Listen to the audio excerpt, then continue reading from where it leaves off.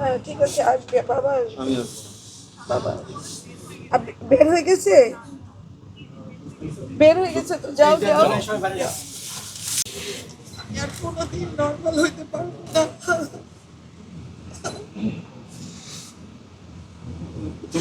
আমার মেয়ে এত ট্যালেন্টেড একটা মেয়ে, আমি তাকে বাঁচাতে পারলাম না। আল্লাহ তার এতটুকু হয়তো হায়াত রাখছিল, সে চলে গেছে। আপনারা আমার মেয়ের জন্য দোয়া করবেন। কাছে যাই নাকি বের করো, তো তাড়াতাড়ি চলো, আমাদের জানাজা আছে।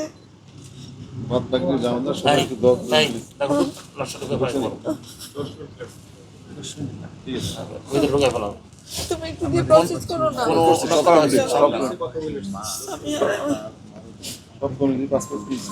আমার মেয়েকে মরদেহ বলেন না, আমার মেয়েকে খাই না বলেন, আমার মেয়েকে লাশ বলেন না, আমার মেয়েকে খাই না বলেন, আমার মেয়েকে ডেড বডি বলেন না, আমার মেয়েকে কারিনা বলেন।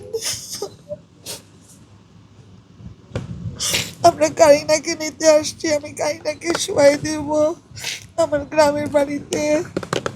আমি সেখানে মসজিদ বানাই দেব। কারিনা সারাদিন কোরআন তেলাওয়াত শুনবে, মানুষের নামাজ শুনবে, দোয়া শুনবে, মানুষ চারিদিকেও থাকবে। আমি ওখানে কারিনা নামে একটা স্কুল করে দিব, সব বাচ্চাদের মধ্যে আমি কারিনাকে খুঁজবো। কারিনা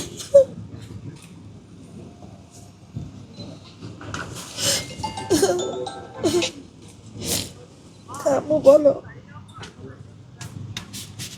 কারিনা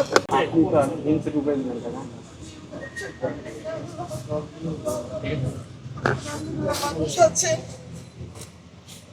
আমার মেয়ের জন্য দরুদ শরীফ পড়েন, সূরা ফাতিহা পড়েন, আমার মেয়ের জন্য দোয়া করেন। আমরা যদি কোনো অন্যায় করে থাকি আমাদেরকে মাফ করে দিলেন। আমার মেয়েকে যেন আল্লাহ মাফ করে দিয়ে অনেক ভালো জায়গায় রাখে, আপনারা সেই দোয়াটা করেন।